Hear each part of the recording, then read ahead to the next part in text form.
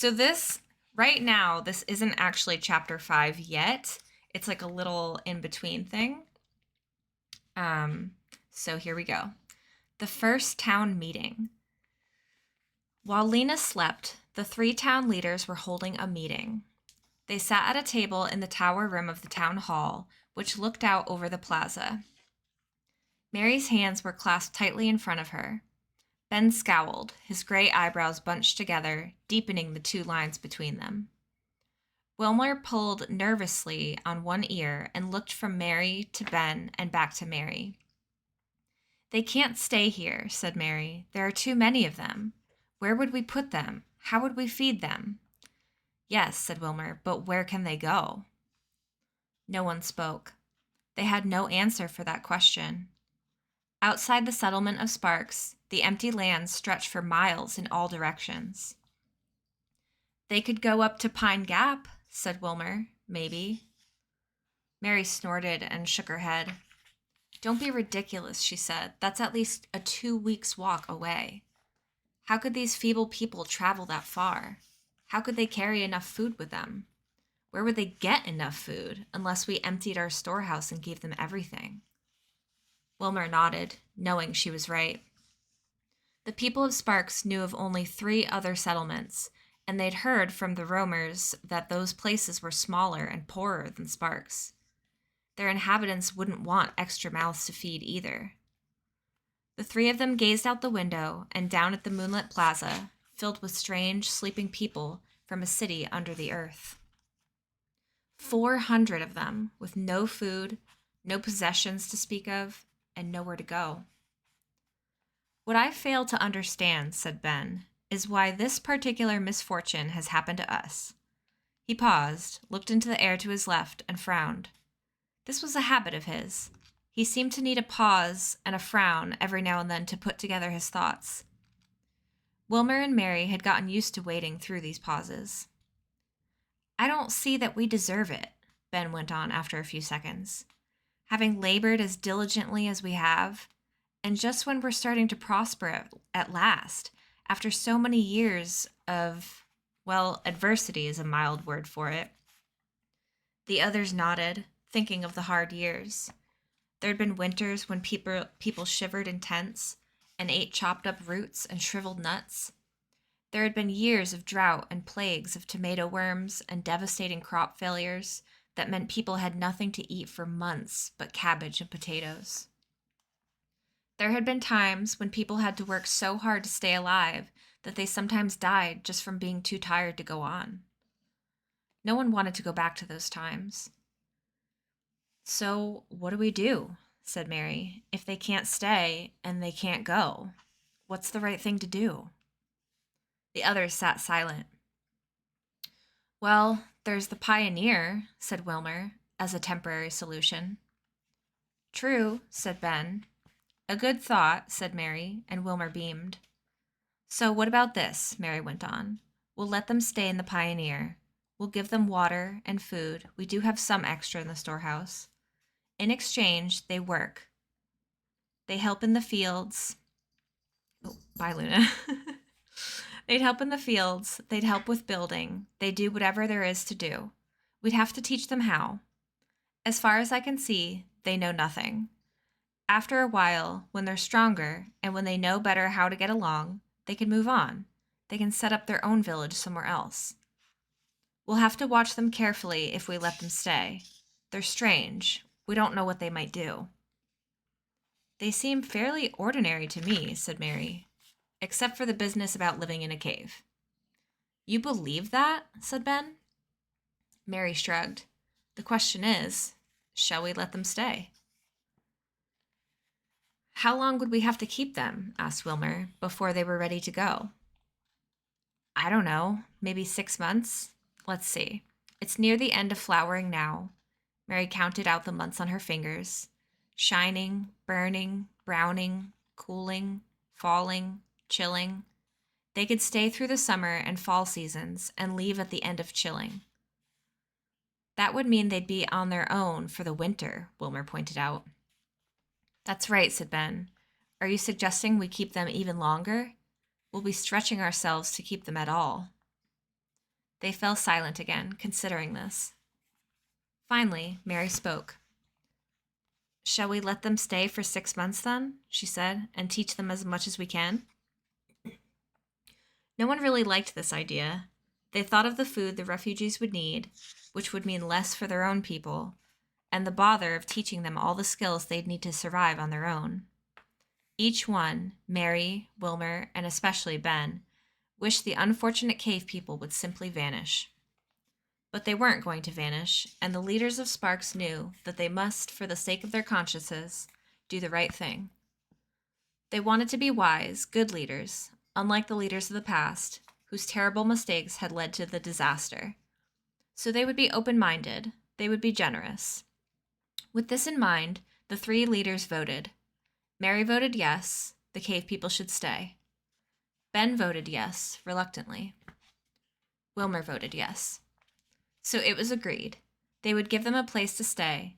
They would help them for 6 months. After that, the strangers would have to take care of themselves.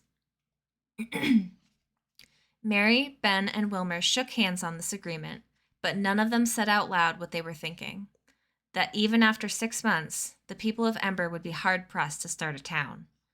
The founders of Sparks had known carpentry and farming, and even so, it had taken them 2 years just to build rough shelters and get the rocks out of the fields.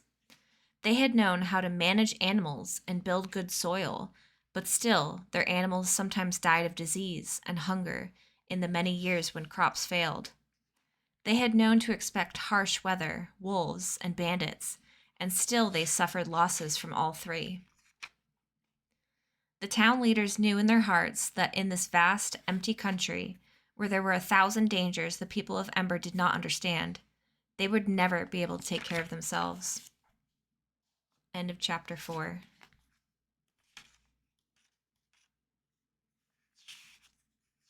Wait, when did chapter 4 start? Was that chapter 4? Oh, sorry, that was like that little thing. Not end of chapter 4, end of little thing. It counts. It counts. Cornhole, welcome in. Happy Sunday. Oh my gosh, the bagel's still not safe. Okay, but a diet of potatoes sounds pretty sweet. I know, right?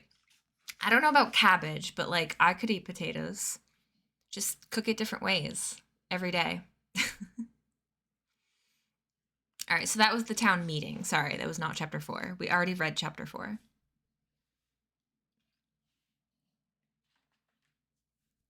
Okay. Chapter 5, The Pioneer. In the village the next morning, criers ran through the streets calling to the people of Sparks.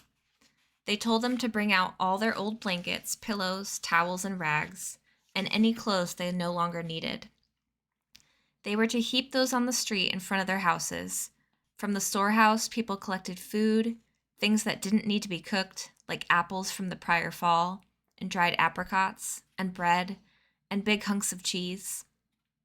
Dune, who had gotten up at the first sign of light in the sky, watched these preparations with rising excitement. By midday, a caravan was moving southward out of the village. It was composed of strange vehicles that the villagers called truck wagons, or just trucks. They were made of rusty metal and had 4 fat black wheels. At the front was a boxy part, like a metal chest with a rounded top. And behind that was a higher box with 2 seats in it where the drivers sat. The back of the truck was flat. This was where the crates of supplies were loaded. Attached to each of these trucks by sturdy ropes were 2 big, squarish, muscular animals, by far the most enormous animals Dune had ever seen. They were making snuffling noises, and sometimes a low sort of groan. "What are they?" Dune asked someone walking near him. "Oxen," the man answered. "Like cows, you know, that milk comes from." Dune had never heard of cows. He had thought milk came as a powder in a box. He didn't say this, of course. He just nodded. "And what does truck mean?" he asked. He understood the wagon part. The man looked surprised. "It just means truck," he said. "You know, what people used to drive in the old times. There are millions of them, trucks and cars, everywhere. They used to run on their own, without oxen. They had engines in here. He rapped on the front of the truck. You poured stuff called gasoline on the engine, and it made the wheels turn. Now, since we don't have gasoline anymore, we take the engines out, and that makes the truck light and easy to pull. Dune didn't ask what gasoline was. He didn't want to show his ignorance all at once. He'd spread his questions around, find out just a few things from one person at a time. He and his father walked along together beside one of the trucks. Dune had expected Lena to be with them, but by the time the caravan left, she hadn't come. That was all right. She'd easily find out where they'd gone and come later. Dune's father still had sore muscles from the long walk of the days before, so Dune soon went ahead of him. He was bursting with energy and joy and simply could not walk slowly. He took deep breaths of sweet-smelling morning air. Over his head, the sky was a deep, clear blue, 1,000 times bigger than the black lid that had covered Ember, and around him, the green and golden land seemed to stretch away without end. Dune kept wondering where the edges were. He made his way to the front of the procession and asked Wilmer, who was trotting along with his arms swinging jauntily. Edges, said Wilmer, glancing down. Yes, I mean, if I were standing way over there, he pointed to the horizon, where the sky seemed to meet the land, would I be at the edge of this place? And what's beyond the edge? There is no edge, said Wilmer, looking at Dune, as if he must have something wrong with him. The earth is a sphere, a huge round ball. If you keep going and going, you'd eventually come back to where you started. This nearly knocked the breath out of Dune. It was so strange and hard to comprehend. He thought at first that Wilmer was playing a joke on him, thinking he was a fool. But Wilmer's expression was plainly puzzled, not sly. He must be telling the truth. There were a million mysteries here, Dune thought. He would explore them all. He would learn everything. That morning, he'd already learned the words sun, tree, wind, star, and bird. He learned dog, chicken, goat, and bread. He had never in his life felt so good. He felt as huge as the land around him and as clear and bright as the air. No laboring in dank tunnels here. No running through dark streets to escape pursuit. Now he was out in the open, free, and he was powerful too, in a way he hadn't been before. He had done something remarkable, saved his people from their dying city, and along with Lena, he would be known for that deed all his life. He gazed around at this new world full of life and beauty, and he felt proud to have brought his people here. The road passed the last houses of the village and ran along the river, which was wide and slow, with grasses bending along its banks. The trucks rattled. Clouds of dust billowed from their wheels. All around Dune rose a babble of voices as people pointed things out in tones of astonishment. Look, something white floating in the sky. Did you see that little animal with the big tail? Did you feel that? The air is moving. Children darted every which way, daring each other to touch the broad sides of the oxen, plucking blossoms from the brambles at the edge of the road, jumping onto the trucks for a quick ride until they were shooed off again. And the sun shone down on everyone. The people of Ember loved the strange feeling of heat on the tops of their heads. They put their hands up often to touch their warm hair. The road went up a gentle rise and around a clump of trees. Here we are, cried Wilmer, sweeping his arm out proudly. The Pioneer Hotel. At the crest of the slope stood a building bigger than any Dune had ever seen. It was 3 stories high and very long, with a wing at each end perpendicular to the main part. Windows marched in 3 rows across its walls. In the center, overlooking a long field that sloped down the river, was what must have once been a grand entrance. Wide steps, a roof held up by columns, a double doorway. But the building was grand no more. It was very old, Dune could tell. Its walls were gray and stained, and most of the windows were no more than dark holes. The roof had sagged inward in some places. Grass grew right up to the steps and far down at the other end. June could see that a tree had fallen against the building and smashed a corner of it. Ben Barlow strode across the wide, weedy field in front of the hotel and climbed the steps. Wilmer followed. He leaned against a column, and Ben took a position on the top step and waited for the crowd of refugees to assemble before him. June wove among the people until he found his father again, and they stood together. Ben held up both hands and called, "Attention, please." The crowd grew silent. "Welcome to your new home, the Pioneer Hotel," he said. A cheer arose from the crowd. Ben frowned and held up both hands, palms out, and the cheer died away.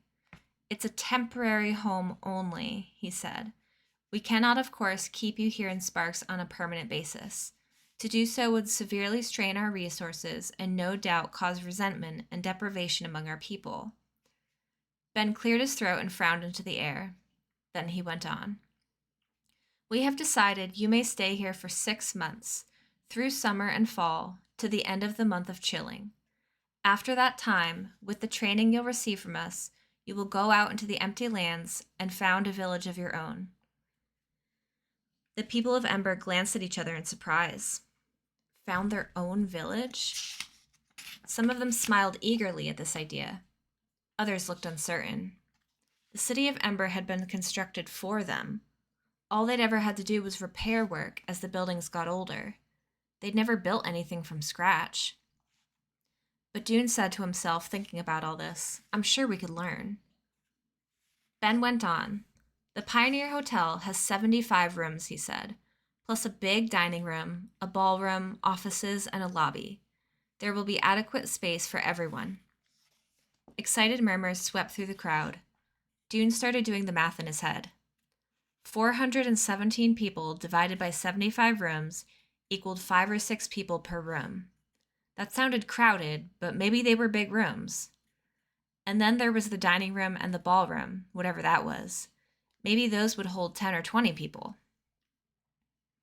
"Now, of course, this building is somewhat less than fully functional," Ben went on.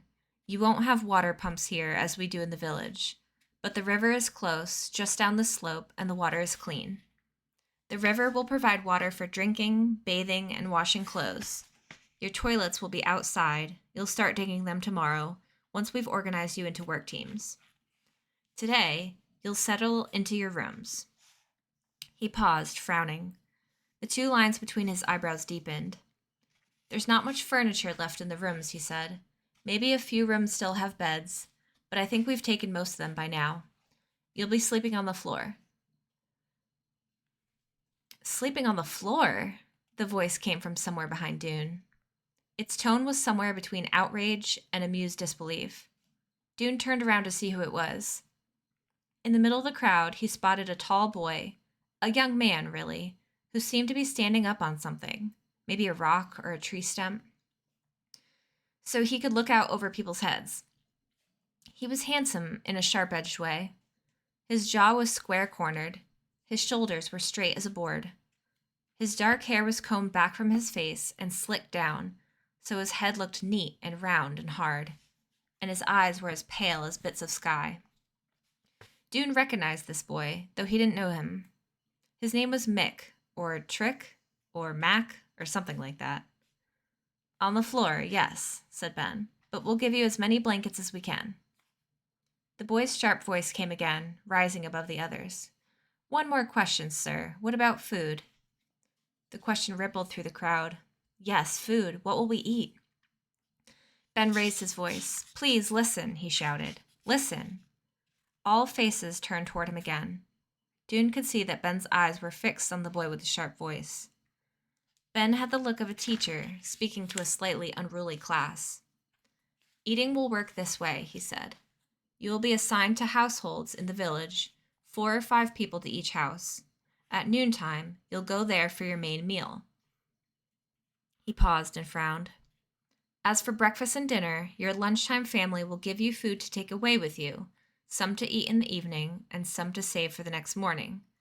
They will be as generous as they can, but remember, We do not have an abundance of extra food. Your arrival means less for everyone. He gazed at the crowd for a moment and took a breath. Is that clear? He said. Any questions? No one spoke for a moment, and then the tall boy said, No, sir, lead on. So Ben led the way into the lobby of the ancient Pioneer Hotel. Dune and his father stayed close together, stepping carefully. It was hard to see. The only light came from the doorway behind them and from a hole in a great dirt-encrusted glass dome 3 stories above their heads. The floor was littered with chunks of fallen plaster and gritty with dirt that had blown in over the years. This place needs work, Dune whispered to his father. His father brushed a spider web away from his face. Yes, he said, but we're lucky to be here. We could be sleeping on the ground. Ben led them down a hall to the left, to a vast room with high windows, where dusty sunshine slanted across the broken tiles of the floor. This was the dining room, Ben called out. Dune saw only a few chairs lying on their sides, most of them with a leg broken or missing. Beyond the dining room was a room even more immense, with a raised platform at one end, a high ceiling, and a wooden floor. The ballroom, Ben said. In earlier years, before the disaster, musicians sat up there on the stage. People danced out here. At the great high windows hung tatters of faded rose-colored cloth that had been curtains years ago. Smells moldy in here. It was that boy again. His clear, sharp voice carried over other voices, even though it wasn't much louder. Reminds me of home. People laughed. It was true. The smell of mold was common in the underground city of Ember. There was a bit of comfort in it. Dune suddenly remembered the name of this tall boy who kept speaking out. It was Tick Hassler. In Ember, Dune recalled, Tick had been a hauler.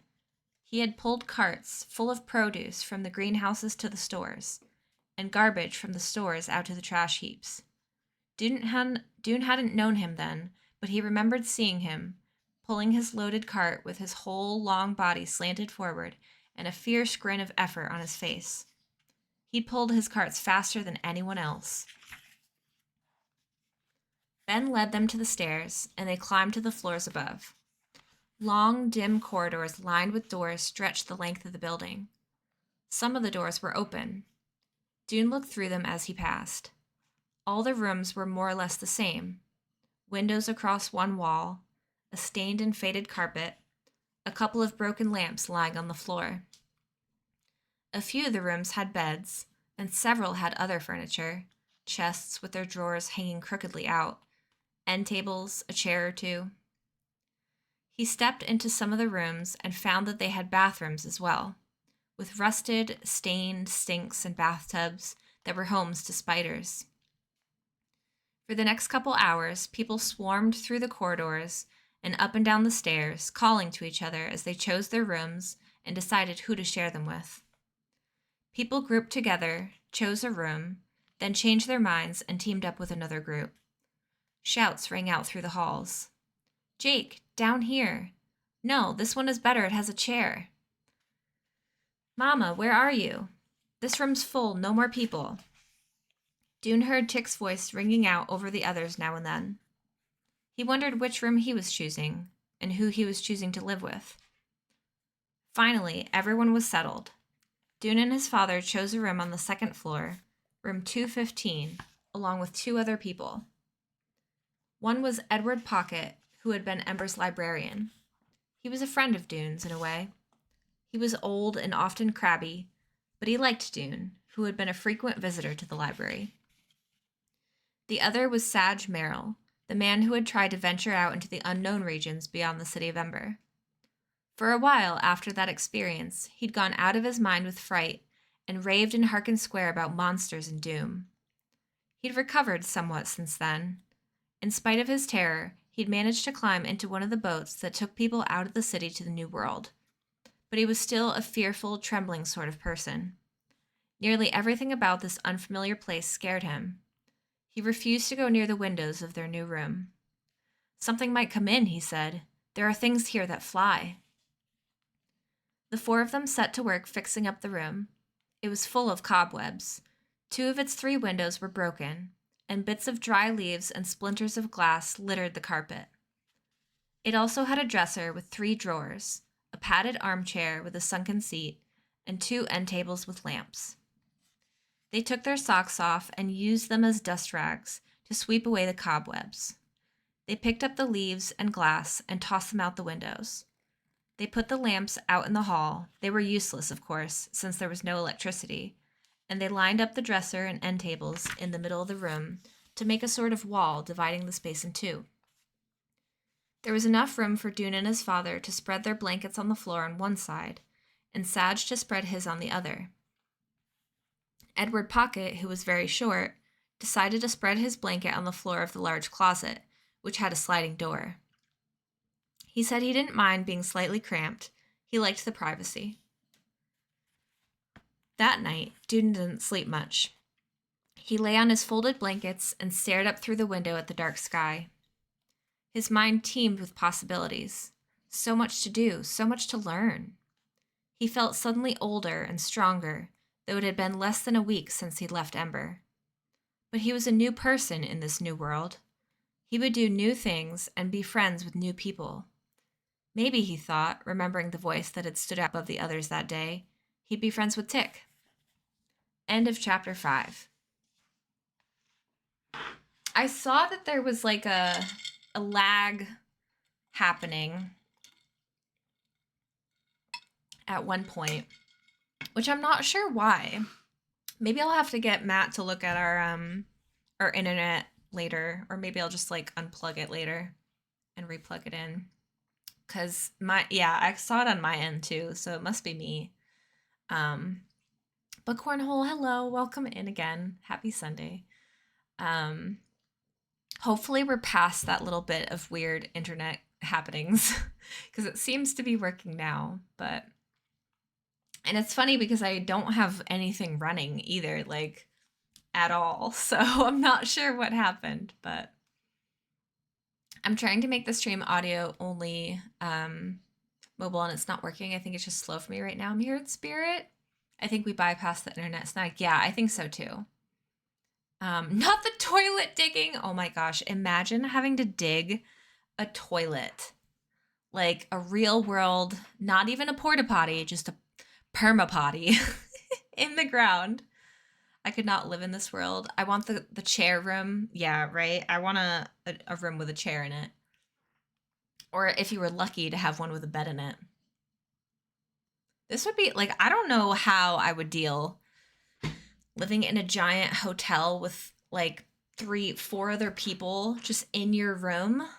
That would be crazy. Crazy. It's kind of like college, but, like, more crowded. Bye, Luna. Have fun. Wait, is his name Sag? It is, Coco. It is. Let me see if I can. So it's like this.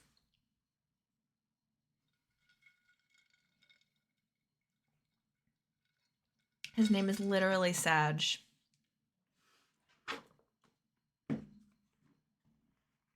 I think I spelled that right. Yeah. Yep. Sag Merrill. So he must be very Sag. He was Sag before Sag was a thing. He is the founder of Sag.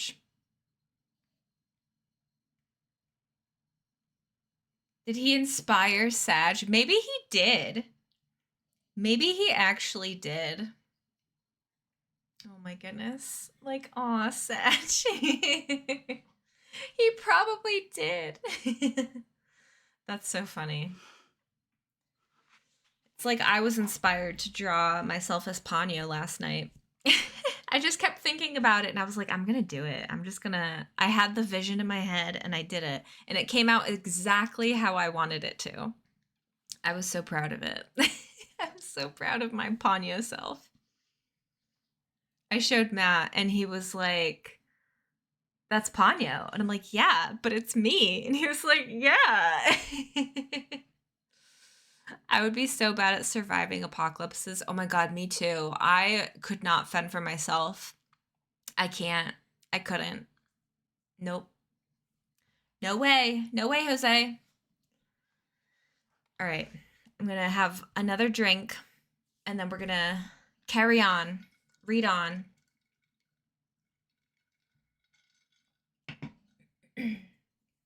Okay. Chapter 6, Breakfast with Disaster. Lena's first morning in the doctor's house did not go well. Poppy was still sleeping when she awakened, and so was Mrs. Murdo. So she got up quietly, put on the same pricker-stuck clothes she'd been wearing the day before, and went down the stairs.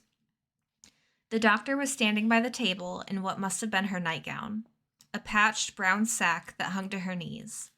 The hair at the back of her head was sticking up. She was leafing through a big book that lay on the table. "Oh," said the doctor, seeing Lena, "you're up. I was just looking for... I was trying to find... Well, I suppose it's time for breakfast." The doctor's kitchen looked like a complete mess to Lena.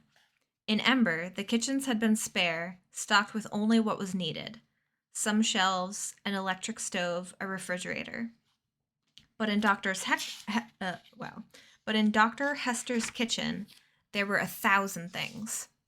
Wide wooden counters ran along 2 sides, and on the counters was a jumble of jugs and pans and tubs and pitchers, big spoons and knives and scoops, and jars and bottles full of things that looked like pebbles and brown powder and tiny teeth.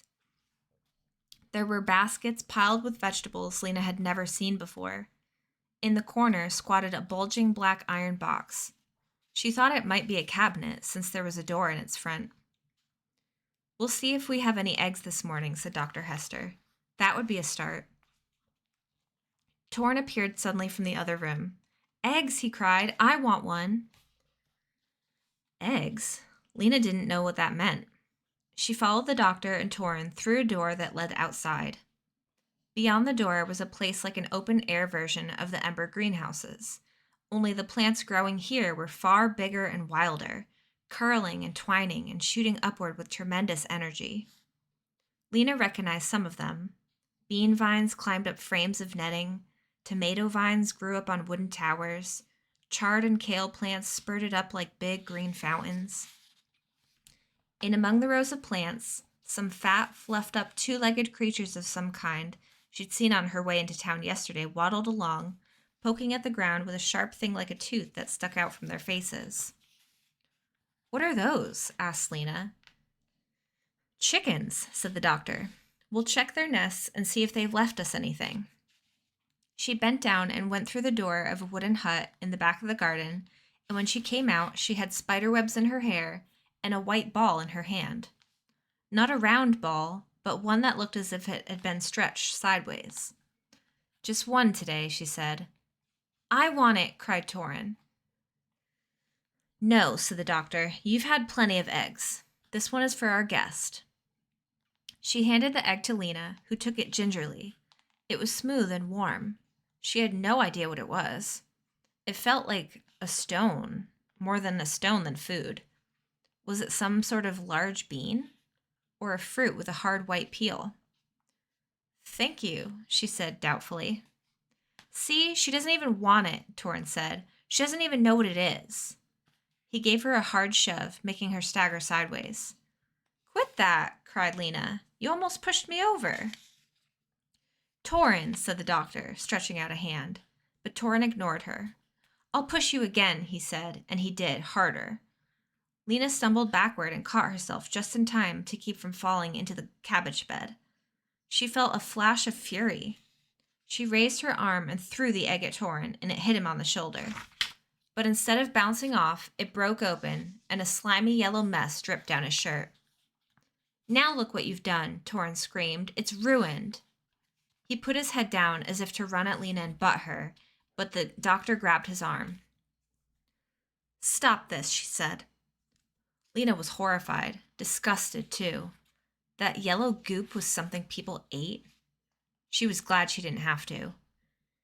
She felt stupid for what she'd done. I'm sorry I wrecked the egg, she said. I didn't know what it was. You wrecked my shirt, too, shouted Torin, wriggling in the doctor's grasp. But you pushed me, Lena said. Well, yes, said the doctor in a weary voice. That's how it goes, doesn't it?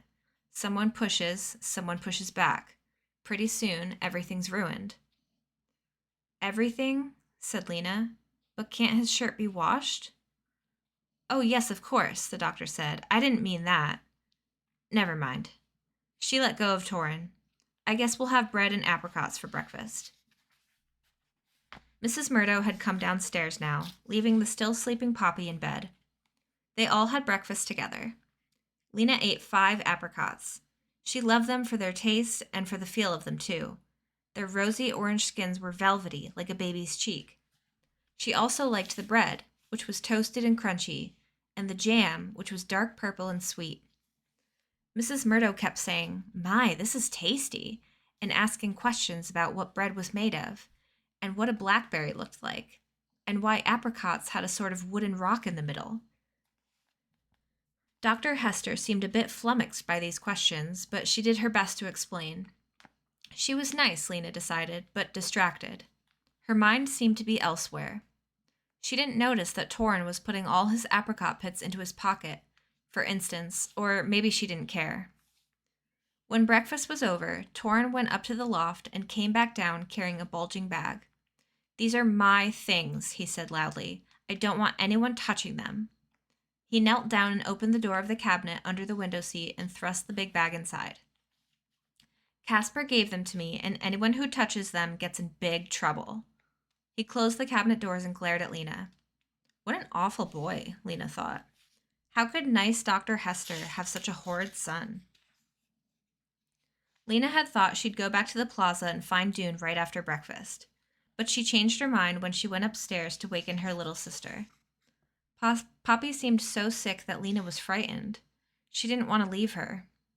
She brought her downstairs, and all that morning Poppy lay on the couch, sometimes sleeping, sometimes wailing, sometimes just lying much too still with her mouth open and her breath coming in short gasps. Lena and Mrs. Murdo sat on either side of her, putting cool cloths on her forehead and trying to get her to drink the water and medicine the doctor provided. "I don't know what's causing this child's fever," the doctor said. "All I can do is try to bring it down." After all the walking of the days before, Lena was glad to sit still.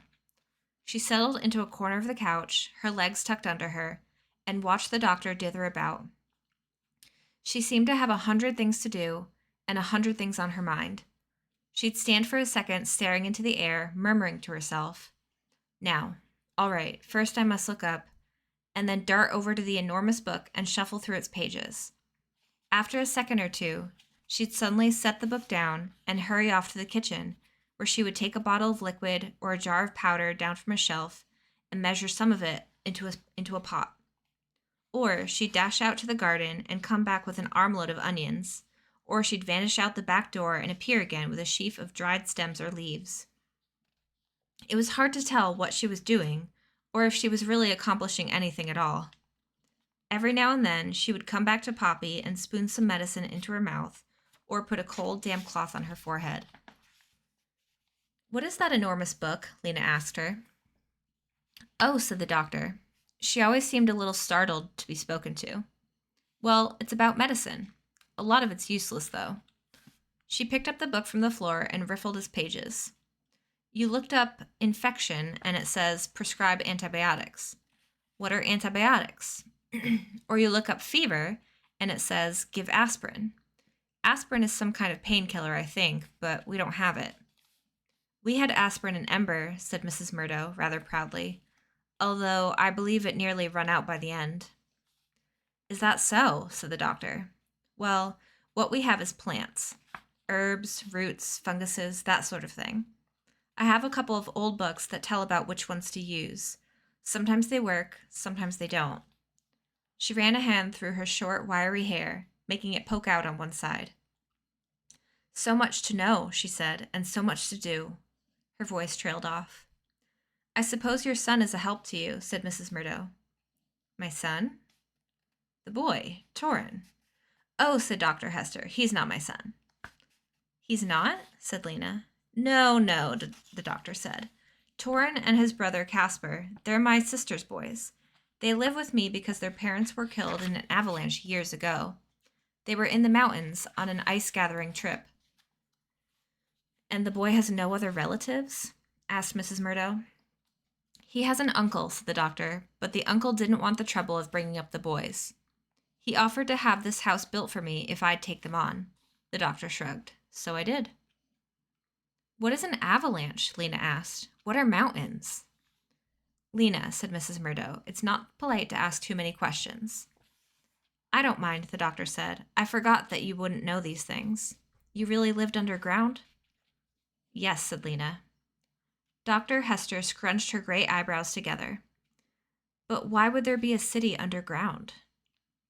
Lena said she didn't know. All she knew was what was in the notebook she and Dune found on their way out. It was a journal kept by one of the first inhabitants of Ember, who told of the 50 couples brought in from the outside world, each with 2 babies to raise in the underground city. They thought there was some danger, Lena said, that maybe Ember as a place, or they made Ember as a place to keep people safe. It was that long ago then, said the doctor, before the disaster. I don't know, said Lena. I guess so. What disaster? The disaster that just about wiped out the human race, said Dr. Hester. I'll tell you about it sometime, but not right now. I have to go and see to Bert Webb's infected finger. Can I ask one more question? Said Lena. The doctor nodded. Why is this place called Sparks? Oh, said the doctor, smiling a little. It was the people of the last truck who gave it that name. Our 22 founders. They were among the very few people who survived the disaster. For a while, they found food by driving around from one place to another in the old towns, using cars and trucks that still had some sort of energy-making stuff called gasoline, gas for short. Cars and trucks, thought Lena. Gasoline? But she didn't want to interrupt, so she didn't ask. When food and gas began to run out, the doctor went on, they decided it was time to start a new life somewhere else. They found one last truck that still had gas, and they loaded it up with supplies. Food in cans and boxes, tools, clothes and blankets, seeds, everything useful they could find. Then they drove east, out across the empty lands, staying close to the river. Right here, the truck broke down. When they opened the hood, a great spray of sparks shot up out of the engine. So they decided to settle in this spot, and they named it Sparks. The doctor stood up and looked around for her medicine bag. It turned out to be a fitting name in another way, she said. Sparks are a beginning. We are the beginning of something here, or trying to be, the way a spark is the beginning of a fire. But fires are terrible, said Lena. Terrible or wonderful, said the doctor, who had found her bag behind a chair and was heading out the door. They can go either way. Lena never did go down to the plaza that day. She didn't think Dune would worry. He knew Poppy was sick, and he'd figure out that Lena had stayed with her. She would go and look for him tomorrow, she decided, and find out then what was happening to the people of Ember. Late in the afternoon, Lena went outside and sat on a rickety bench in the courtyard of the doctor's house, waiting to see if anyone was going to make dinner. It seemed unlikely. The doctor was off treating someone's toothache, and Mrs. Murdo was up in the loft with Poppy, who had started crying an hour ago and still had not stopped. A door opened and Torin came outside. He sauntered over to Lena and stood in front of her. Your sister is probably going to die, he said. Lena jerked back. She is not. Torin shrugged. Looks like it to me, he said. Looks to me like she has the plague. He sat down on a wooden chair where he could stare straight into Lena's face. He was wearing a sort of undershirt. It was white and looked like a sack with holes for necks and arms, and his thin legs stuck out from baggy shorts of the same material. He had combed his hair so that it stood up like a tuft of grass at the top of his forehead, making his long, narrow face look even longer. I don't know what you're talking about, Lena said. You don't know about the 3 plagues? Said Torin in a tone of exaggerated surprise. Or the 4 wars? You've never heard of the disaster? I've heard of it, said Lena, but I don't know what it is. I don't know about anything here. Well then, I'll tell you, he said. You can't go around being so ignorant. She said nothing. She didn't like this boy's superior attitude, but she wanted to know everything there was to know. She would let him tell her, but she wasn't going to ask him to. It was a long time ago, he said. He spoke in a precise, teacherly voice. There were millions of people in the world then. They were all geniuses. They could make their voices travel all around the world. And they could see people who were miles away. They could fly. He paused, waiting, no doubt, for Lena to be amazed. She was amazed, but she wasn't going to show it. Besides, he was probably lying. She just nodded. They could make music come down out of the air. They had thousands of smooth roads and could go anywhere they wanted really fast. They had pictures that moved. He waited again. He took a few apricot pits from his pocket and rattled them idly in the palm of his hand. All right, she would ask. What do you mean pictures that moved? Didn't think you'd know that one, Torrin said with a tight little smile. They were huge pictures, taller than a house. They were called movies. You looked at a wall and see a story happening on it with voices and other sounds. How do you know all this? Asked Lena. She thought he might easily be making it up. We learn it in school, said Torrin. They teach us a lot about the old times, so we don't forget. Have you seen a moving picture then? Of course not, he said. You have to have electricity. There hasn't been any for a long time. He chucked one of the pits at a bird that was about to drink from the water dish. The splash scared it away. We had electricity, Lena said, glad to score a point over him. We had it in Ember until it ran out. We had street lights and lamps in our houses and electric stoves in the kitchen. For a moment, Torrin looked dismayed. But did you have movies? He said. Lena shook her head. Anyway, she said, what does all this have to do with my sister? I'm about to tell you if you just let me. The important tone came back into his voice.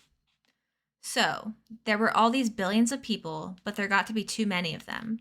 They messed up the world. That was why the 3 plagues came. But before the 3 plagues, they had the 4 wars. Once again, he paused and looked at her in that infuriating way, lifting his thin eyebrows. Just tell me, she said. Don't look at me like that. You don't know about the 4 wars? No. War, what's that? A war is when one bunch of people fights with another bunch, when both of them wants the same thing. Like, for instance, if there's some good land and 2 groups of people want to live there. Why can't they both live there?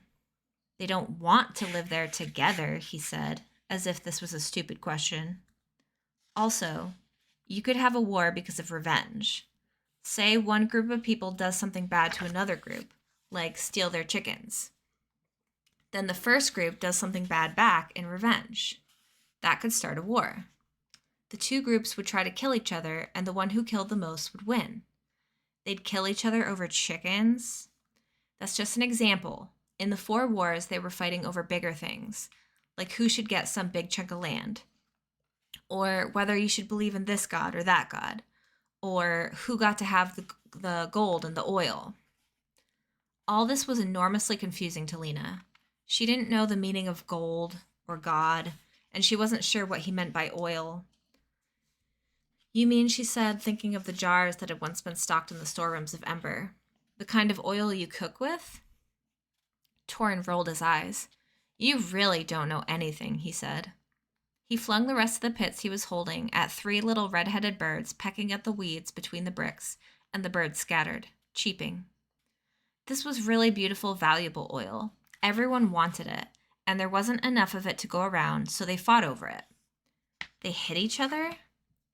Much worse than that, said Torrin. He leaned forward, elbows on his knees, and in a low, husky voice told Lena about the weapons they had in those days, the guns that let you kill people without even getting near them, and the bombs that could flatten and burn whole cities at once.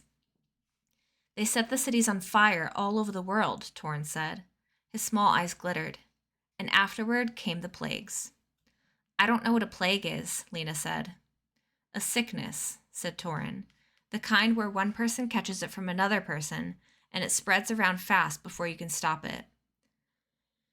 We had one of those, Lena said. The coughing sickness.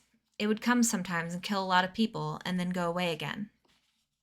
We had 3, said Torin, as if 3 plagues was better than 1. There was the one where you would wither away like you were starving to death, the one where you feel like you're on fire and you die of heat, and the one where you suddenly can't breathe. No one knew where they came from. They just rose up and swept over the whole world like a wind. Lena shuddered. She was tired, all at once, of listening to Torin, who took such pleasure in describing horrors and saying words she didn't understand. So, Torin said, the 4 wars and the 3 plagues, those together were the disaster. When it finally got over with, hardly any people were left. That's why we had to start all over again. He stood up and brushed away a twig that was clinging to his shorts. We don't have war anymore, he said. Our leaders say we must never have war again. And besides, there's no one to fight against. But if we ever do have one, we'll win, because we have the terrible weapon. The terrible weapon, said Lena. What's that? But just then, Mrs. Murdo came out the door with Poppy in her arms. Lena jumped up and ran over to her. Is she better? She's a little better. Poppy lay against Mrs. Murdo's shoulder, her head turned sideways, her eyes dull. Lena, she said in a small voice. Lena ruffled her fine brown hair. Torin cast an indifferent glance at Mrs. Murdo and walked across the courtyard. The gate clattered behind him. Poppy doesn't have a plague, does she? Lena said. A plague? Certainly not, said Mrs. Murdo. Whatever gave you that idea? That boy, said Lena. That horrible boy. End of chapter 6. Oh my goodness, did we hit a snag again? It's gotta be my internet. I didn't want to stop though, because my recording will be okay, even if Twitch isn't. So it's, in the end, it's okay. But Car, welcome in. Happy Sunday. I hope you're having a good morning. Imagine if eggs were beans. I know. Imagine not knowing what a chicken is. Not like this guy. Aw. I'm glad we're back though. I'm glad we're back.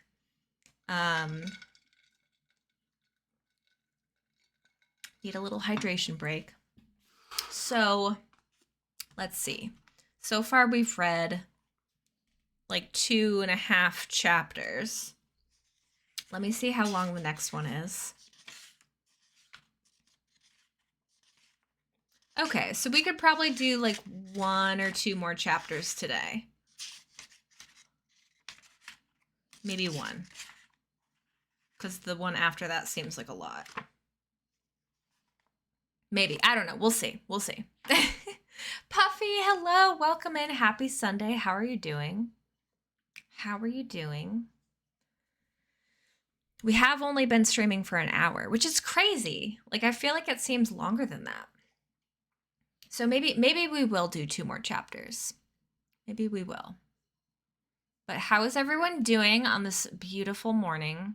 I don't even know what the weather is. Yesterday it was just pouring out like all day.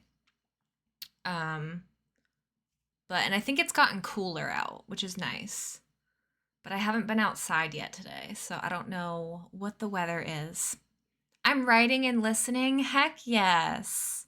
I love that. I know these streams are so fun to just like have on in like the background of things. I do that a lot when I'm just like, I don't know, doing stuff around the house. I'll just like throw on a stream, even if it's like a VOD that I've seen before, just to have some noise. I haven't written in a hot minute. Have you not? I feel that though. It's like, sometimes it's just one of those things where you kind of need the inspiration before you can really get into it. I get that. I get that. But I hope everyone is having a good day so far. Before last night, it was over a week. It happens. I used to hit like big creative blocks with drawing. Like there would be times when I would start a project and I would put it down for like years or months. before getting back into it, just because there was no like motivation or inspiration to do it. For me, it's just a lot of writing for schoolwork that's burning me out. Oh, yeah. Yeah. And when you have to do some things, you don't want to do them for fun because it's a lot. It's a lot. I get it. That stinks. That stinks. But it's not forever, which is good. Oh, I need a little stretch too.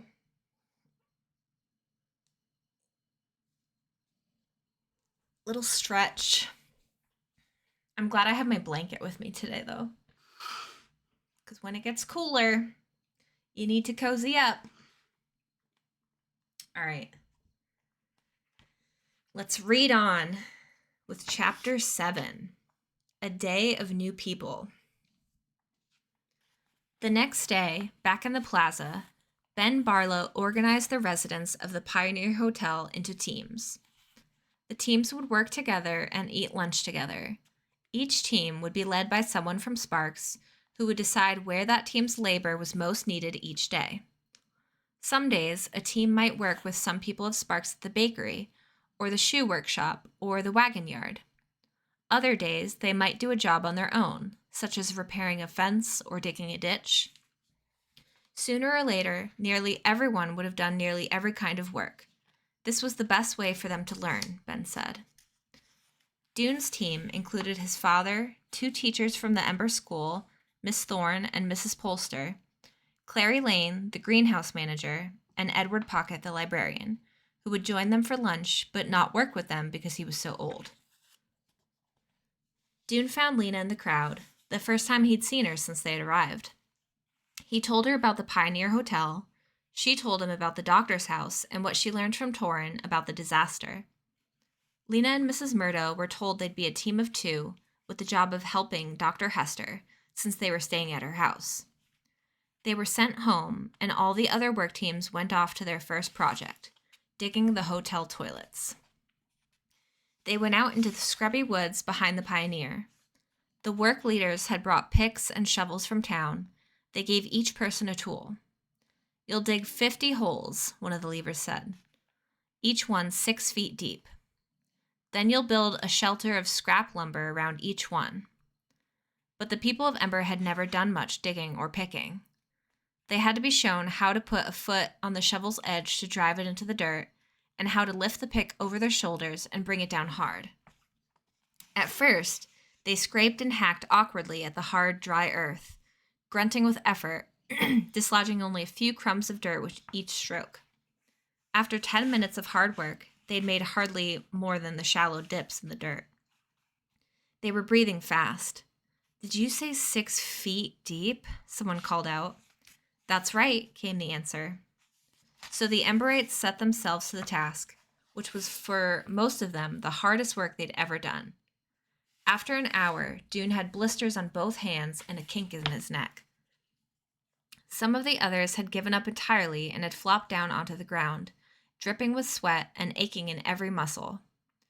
Dune made himself keep going, but he was glad when the work finally stopped at noon and the team leaders marched them back into town. He heard people murmuring to each other as they walked. "Do you think we'll have to work like this every day? It'll make us strong, I guess, or else kill us." Each team was assigned to a different household for lunch. Dune's team went with the Parton family. Through the streets of the village, they followed a stout, cheerful woman named Martha Parton, whose wide rear end wagged from side to side as she walked. "Here we are," she said after a few minutes. She opened an unpainted wooden door and ushered her 6 guests inside. "Welcome to our home," she said. Dune looked around the low-ceilinged room. At one end was a long wooden table. At the other, a couple of benches stood before a niche in the smoke-stained wall. Sitting on the benches were 2 people, who got up and came forward as Martha introduced them. "My husband, Ordney," Martha said. He was tall and narrow, with a mustache like a brown toothbrush under his nose. "And my son, Kensington." Kensington was a little younger than Dune, a skinny boy with yellow hair, big ears, and a freckled nose. He kept his eyes on the floor, except for a couple of quick, curious glances. Hi, he said to the floor in a soft, shy voice. And these, Martha Parton said to her family, sweeping her arm in the direction of the guests, are the people from underground. She raised her eyebrows at them. You're lucky to have found your way here, she said. The only other settlements we know of are little, miserable ones hundreds of miles away. Everything else is just hard, rocky dirt and ruins and grass. And you're not only come to the right place, added Ordney, you'd come at the right time. It's taken years of hard work, but Sparks is finally doing well. Now, said Martha, clapping her hands, time to eat. They sat down at the big table, and Martha brought out dishes of food. I suppose you never tasted anything like this, she said, handing around a bowl of fresh peas. Just picked this morning. And this is pumpkin bread, made from what I canned of last year's crop. Good, isn't it? Do you have pumpkin bread where you come from? No, indeed, said Dune's father. We did have peas, though, said Clary, grown in our greenhouses. And very fine they were, said Mrs. Polster loyally, though slightly smaller than these. Probably you haven't had pickled carrots either, Martha said, passing the dish around. These are from my mother's famous recipe. We did have carrots, said Mrs. Polster. A nice pale orange, some of them fully 4 inches long. Is that right? Said Martha. Ours are 12 inches usually. Miss Thorne picked delicately at her food, making a polite comment now and then. Edward Pocket ate with such vigorous appetite that he had no time for talking.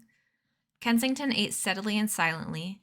Every time Dune glanced his way, he found the boy staring at him, but as soon as their eyes met, Kensington looked back at his plate. Ordney Parton cleared his throat. Apparently this meant he was going to speak, because his family all instantly looked at him.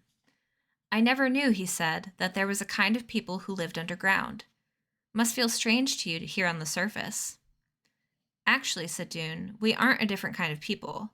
This place feels familiar in a way, because we came from here originally. From here?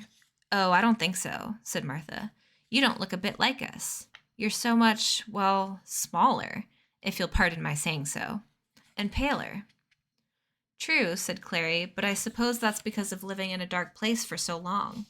Everything is bigger and brighter here. But why do you think you came from here? Martha asked. Because of a notebook we found, Dune said.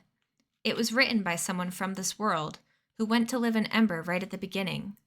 All the people of Ember came from this world. Is that so? Said Martha, eyeing Dune skeptically. Well, I must say, it's the strangest thing I've ever heard. Dune's father changed the subject. You have such a fine, solid house, he said. What is it made of? Earth, said Martha. Pounded, said Ordney, strong as stone. Thick walls, said Martha. They make it cool in the hot weather and warm in cold. She reached for another pickled carrot. I suppose you lived in, what, some sort of burrows? Stone houses, said Edward Pocket, suddenly joining the conversation because his plate was empty. 2 stories, extremely sturdy, never too warm. There was a silence. Such a lovely lunch, said Miss Thorne in a small voice. Perfectly delicious, Mrs. Polster declared. The others chimed in, and Martha beamed. They all rose from the table. Martha scurried into the kitchen and came out with a basket full of cloth-wrapped parcels. She handed one to each of her guests. Your supper, she said, and breakfast. Thank you, said Dune's father. You're very generous. They filed out the front door. Dune was the last to leave. Just as he stepped outside, he felt a light tap on his shoulder. He turned to see Kensington standing behind him, his eyes wide. Aren't you the one who found the way out? He whispered. Dune nodded. I thought so, the boy said. He made a curious gesture, stuck out his hand with his fingers curled and the thumb straight up. Dune didn't understand it, but he thought it must mean something good because a shy smile went with it. Call me Kenny, the boy said, and he darted back through the door. Dune followed his father and the others down the street. He's heard of me, he thought. He felt a pleasant sort of glow. Of course, Kenny was just a little boy. It was natural for a young boy to admire an older one. All afternoon, they worked on the toilet holes. Dune was ready to drop by the end of the day. When the work leaders let them go, he He walked down the long slope of ground in front of the Pioneer Hotel to the river. Large stones bordered the water at this point. He found one that was flat on top and sank onto it, tired to his bones. The sun was setting. The western sky glowed pink. The trees on the other side of the river cast long, thin shadows across the ground. He sat for 10 minutes or so, just gazing, his thoughts swirling slowly. It was going to take the people of Ember, all 400 of them, several days just to build their outhouses, and already they were exhausted. How long before they got used to doing this kind of work? Dune couldn't imagine feeling so tired day after day. He had blisters on his hands, his wrists and shoulders ached, and the back of his neck felt hot and sore as if it had been burned. And he was strong and young. What about the older people and the younger children? Of course, they'd all have to work if they expected to be fed, but... His thoughts were interrupted by footsteps crunching behind him. He turned. There was Tick Hassler, walking toward him across the field. Dune's pulse quickened a little. Tick moved through the grass with a long stride, and when he came to the rocks alongside the river, he stepped from one to the next easily, never slipping or losing his balance. He raised a hand in greeting, and Dune waved back. "Thinking deep thoughts?" Tick said, coming up beside Dune and smiling down at him. "Not really," said Dune, "just watching things." "Ah," said Tick. He put his hands on his hips and gazed out across the river. The setting sun shone on his face, making it glow, and draped his long shadow over the rocks. Dune wished he would sit down and talk. After a while, Tick said, "I'll tell you something." Dune glanced up quickly. Tick's eyes were a blue so light it was almost startling. "This is a very fine place you've brought us to," Tick said. "Yes," said Dune, pleased at being given the credit. "You deserve a lot of respect," Tick said. "You may be just a kid, but you took action when things got desperate. You were brave." Ordinarily, Dune didn't pay much attention to what other people thought about him, but there was something about Tick that made it pleasing to have his good opinion. Somehow, he didn't even feel insulted at being called just a kid. "Thank you," he said. He thought surely Tick would sit down on the rock next to him now, and they would talk. But instead, he stepped onto another rock closer to the water so that he had his back to Dune. They both gazed for a while at the reddening sky. Then Tick turned around and said, "Really a wonderful place. Just look at all this." He swept his arm in a wide arc, taking it in groves of trees, the fields, the river, and the glowing red ball of the sun. "Yes," said Dune, "it is wonderful." "We just need to get ourselves a little more comfortable," Tick said. "I have ideas already. We could fix up this old building, first of all, get people organized and working together, get new glass for the windows maybe, pipe some water in from the river. What do you think?" "Sure," said Dune. "Chet Gnome wants to work with me," Tick said. "Lizzie Bisco, too, and Allie Bright. How about you?" "Sure," said Dune again, a little disappointed that Tick had talked to all these people before him. "You'll be great on the pipe project," Tick said, "because of your experience." Dune nodded. Actually, there was lots of things he'd rather do than work with pipes again, as he had in the Ember Pipe Works.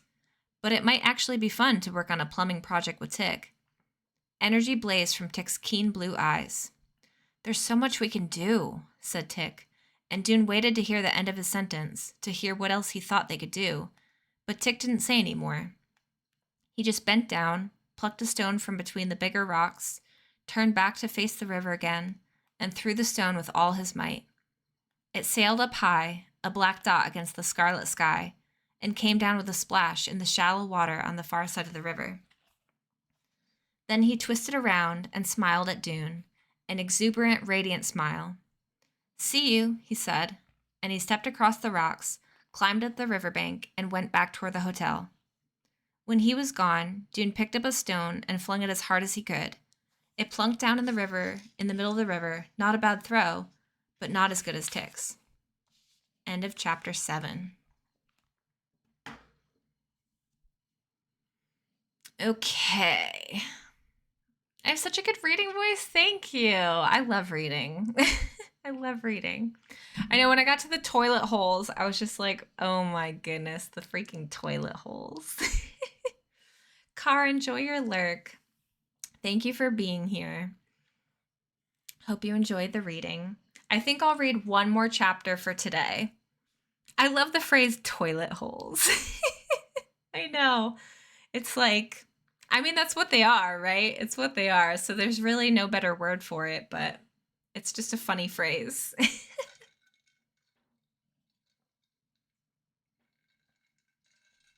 That was pretty good too, because I think that chapter, did that chapter take us a whole half hour? Because I think that'll work out where if we read one more chapter, we'll end around like 12:30, which will be like a 2-hour stream, which I think is perfect. Because 2 hours for reading, I think, is really good. So we might go with that. Okay, and there's an ad break, so I'll wait a minute. I don't know why they're coming in like minute-long things. Twitch needs to figure itself out. But maybe we can get in one more chapter before the next ad. Maybe. Maybe. Okay.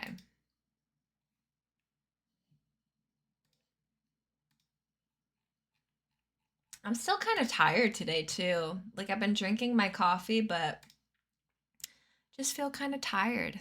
Not the minute ad. I know. It's kind of perfect timing though. At least it happened in between chapters. At least it happened in between chapters.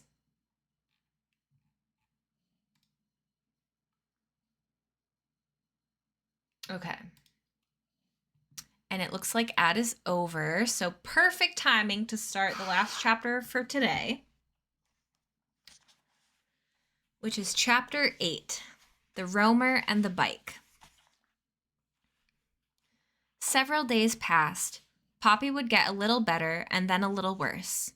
And Lena and Mrs. Murdo stayed with her nearly all the time, putting cool rags on her forehead and trying to get her to drink the medicine the doctor gave her. When Mrs. Murdo wasn't caring for Poppy, she was prowling around the medicine room, inspecting the doctor's jumbled collection of herbs and potions and powders, making notes in a tiny notebook, rearranging things, trying to create some order. Dr. Hester was often gone, seeing patients in the village, and when she was in the house, she was doing 10 things at once, or trying to, and being interrupted by patients who came to the door at all hours. It seemed to Lena that the people of Sparks were constantly cutting themselves, spraining their muscles, getting rashes, and falling ill. The doctor would give them medicine or bandage their wounds, and a few days later, the patients would bring something in return: a basket of eggs, a jar of pickles, a bag of clean rags. Lena had never seen anyone so disorganized as the doctor. She peeked into the medicine room once when the doctor was out and was amazed at the clutter in there. Shelves and cupboards and tables piled with stuff in bottles and stuff in boxes and stuff in jars, all higgledy-piggledy. How Dr. Hester found anything she couldn't imagine. It took the doctor a couple of days even to get organized enough to figure out how Lena could help her. But when she did, she began giving her one chore after another, and sometimes several all at once, often forgetting that Lena didn't know how to do them. "Could you go and water the asparagus?" she'd say. Then before Lena could ask what asparagus was and where to find it and what to put the water in, she'd say, "And then can you rip some of those rags in the kitchen basket into strips for bandages? And when you've done that, maybe you could wipe the floor in the medicine room? I spilled something there the other day, I think over by the window. And the chickens, they need to be fed." And then she'd be out the door, leaving Lena to remember the string of tasks and figure out how to do them. Everything here seemed extremely inconvenient to Lena. To get water, you had to go outside the gate to a pump and work a stiff handle up and down. To go to the bathroom, you had to go out in the back of the house to a smelly little shed. There was no light at night except for candles, and at first she thought there was no stove to cook on. "Oh yes," said the doctor, "that's the stove there." She pointed to the thing like a black iron barrel in the corner of the kitchen, but I hardly ever use it in the summer. Too much trouble to keep the fire going, and it's too hot anyway. We mainly eat cold food in the summer. When she did want to cook something, boil a pot of water to cook an egg, for instance, or make tea, the doctor had to squat down, stuff some dry grass and twigs into the stove's belly, and set them alight. Sometimes she used a match. Sometimes she hit what looked like two rocks together until they made a spark and the grass caught fire. Then she had to feed in bigger and bigger twigs until the fire was finally hot enough. This fire seemed fairly safe to Lena, though she didn't like to get too close to it. At least it was contained in its iron box. It wasn't free to leap out at her like the fire in the fireplace. Fortunately, the doctor didn't make another fire in the fireplace after that first night. As the days grew hotter and hotter, the nights were no longer cool. Extra warmth was the last thing they needed. One day, a week or so after Lena first came to the doctor's house, a patient came with news to tell as well as a wound to bind. She was a scrawny young woman with brownish teeth. She had a bad scratch on her wrist where she'd scraped against some rusty wire. "There's a roamer in the village," she said. "Just arrived this morning." "What's a roamer?" Lena asked. The doctor, tying a rag around her patient's wrist, said, "Roamers go out into the empty lands and bring things back." "From the old places," added the patient, "the ruined places." "My brother Casper is a roamer," said Torin, "and when I'm old enough, I'm going to be a roamer too, and we're going to be partners." This was the first time Lena had sensed real happiness in Torin. His little eyes shone with hope. "That will be exciting," Lena said. "Is it dangerous to be a roamer?" "Oh, yes. Sometimes you run into other roamers trying to get the same things you want. Sometimes you're attacked by bandits. You have to fight them off. Casper has a whip." "A whip?" "A great long cord, as long as this room almost. If people get in his way, he lashes them." He lifted his arm overhead and brought it down as if he were lashing something. "Whoosh, whoosh," he said. "Now stop that," said the doctor absently, tying the final knot in the rag. The patient left, and Lena and the doctor and Torin, along with Mrs. Murdo carrying Poppy, went down to the market plaza to see the roamer. A crowd had assembled in the plaza. Lena looked for Dune, but she didn't see him. She saw only a few Emberites, in fact. Most of them must have been working in other places. But a great many villagers were there, clustered around a big truck. The truck was loaded with barrels and crates, and on it stood a brown-skinned woman with wiry muscles in her arms and legs. "I have been in the far north," she cried out in a shrill, strong voice, "out in remote corners of the empty lands. I have traveled roads where I saw no human being for weeks on end, and in these distant regions, I came across houses and farms that have never been searched. I have treasures for you today." She beckoned with a long brown arm. "Step up and look." The crowd pressed forward. Apparently, this roamer was known to the villagers. Some people called out greetings and questions.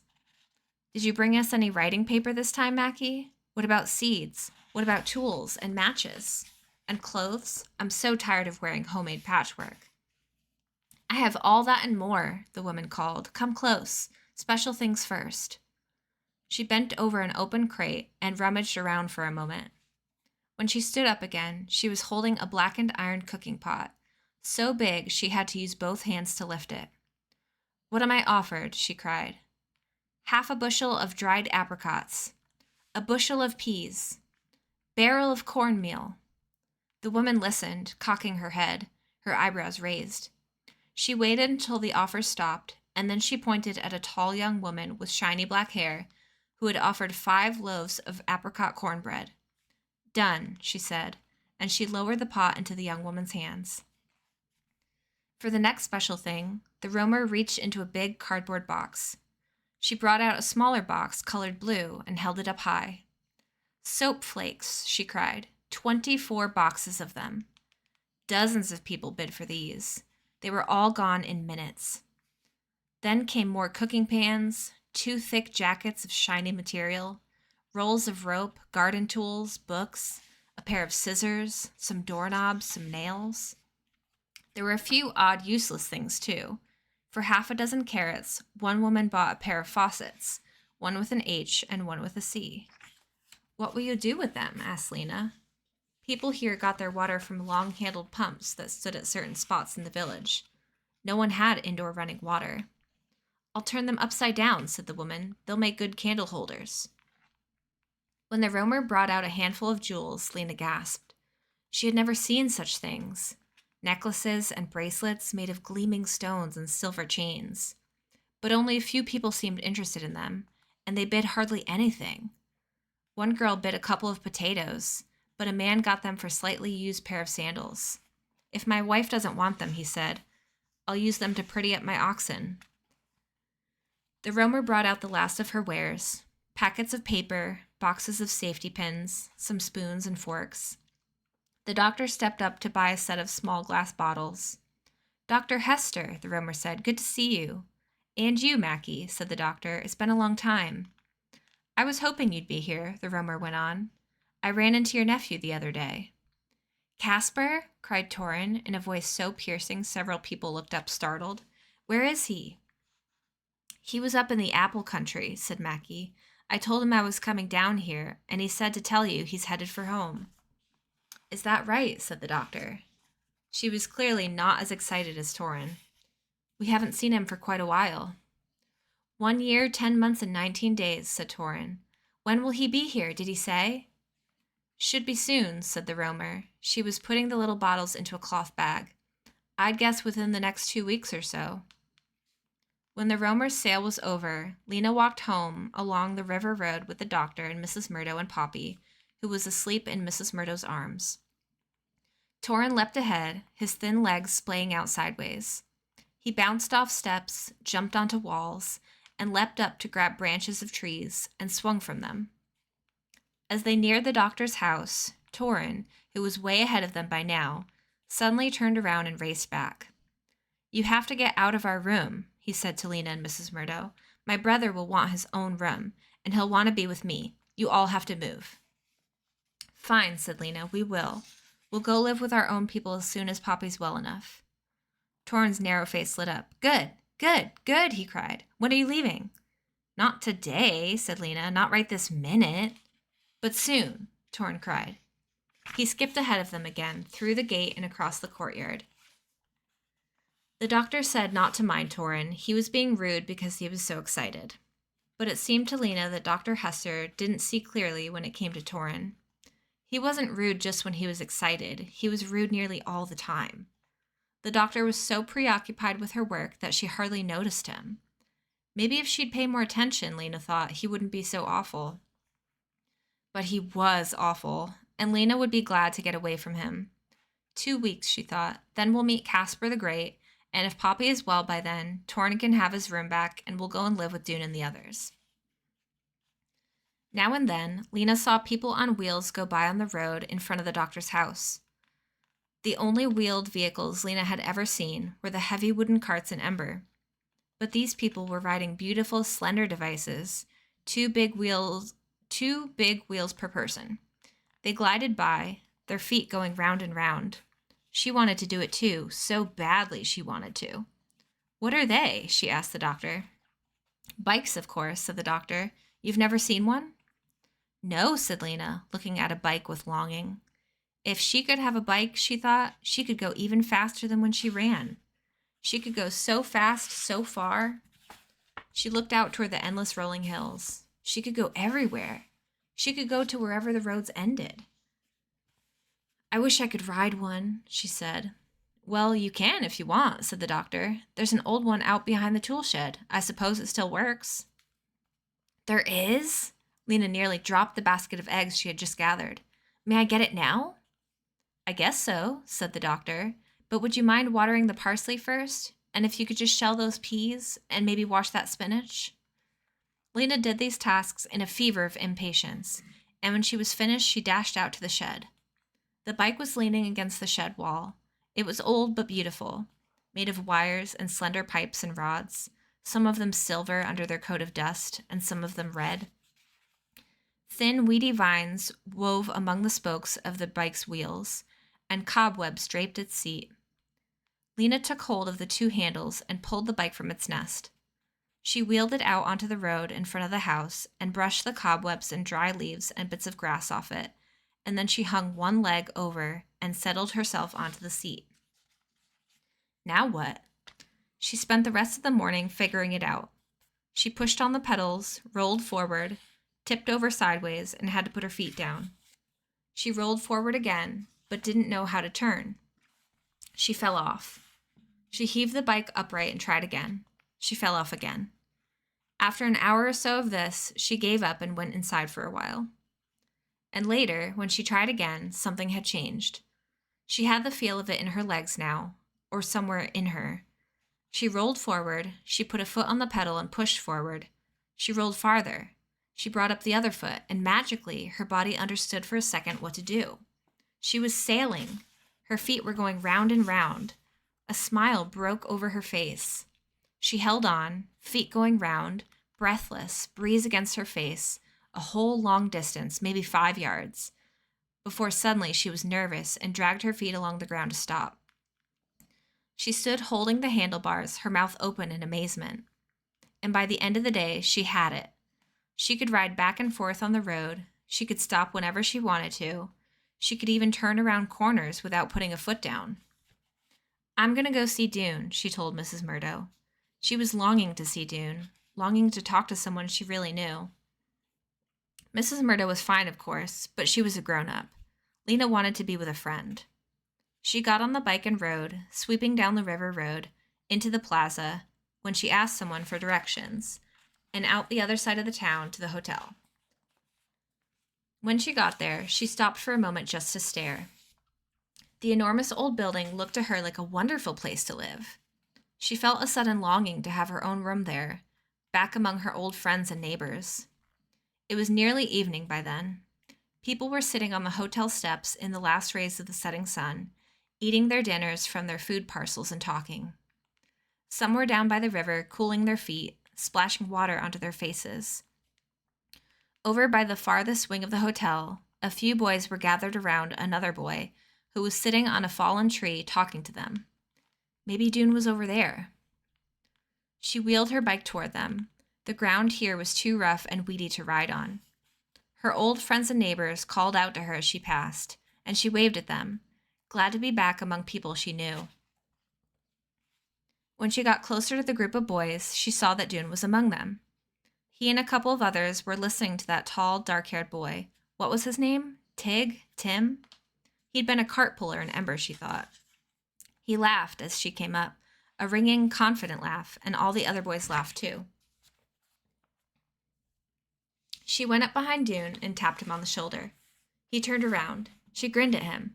"Look, Dune," she said, "I have a bike." He seemed astonished to see her. "Oh," he said, "Lena." "Come and talk to me," she said. His eyes shifted back to the tall boy. "Okay," he said, but he didn't move. "Come on," said Lena, tugging at his jacket. They walked down to the river.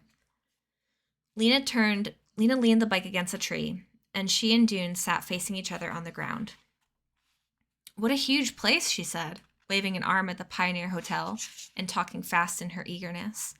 "What's it like? Will you show me around?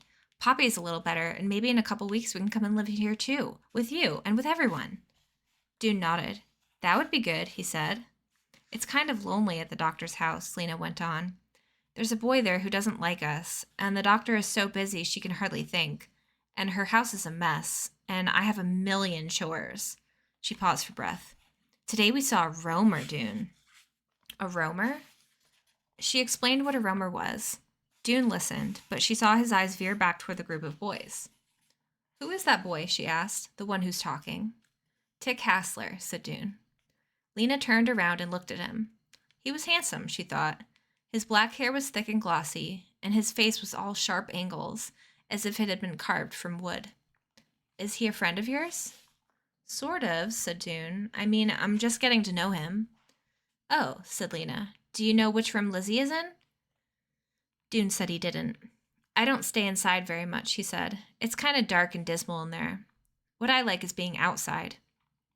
He pointed up into the branches of the tree, where little fluttery things were hopping around. "Remember when we first saw those?" he said. when we just come up from Ember? I learned that they're called birds. When you start really looking at them, you see that there's all different kinds.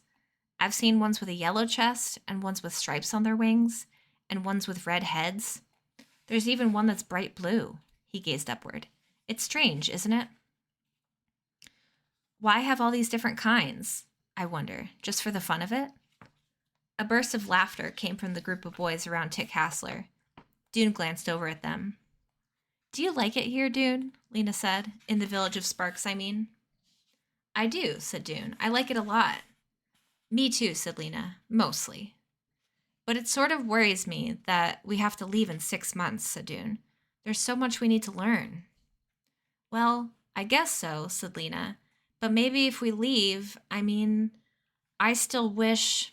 Wish what? Said Dune when she trailed off. Oh, I don't know. She'd been going to say she wished they'd found the city she used to dream of, but she was afraid Dune might think that was silly. The sun was going down. Shadows grew longer. Show me your room before I have to go, Lena said, so I'll know where to find you. Tick was walking away, and the other boys were following him. Dune gazed after them. I can't right now, he said. I will next time you come. All right, said Lena. She got up from the ground and swatted the leaves off her pants. She picked up her bike. I'll see you sometime, she said, and she rode back to the doctor's house, feeling lonelier than she had before. End of chapter 8.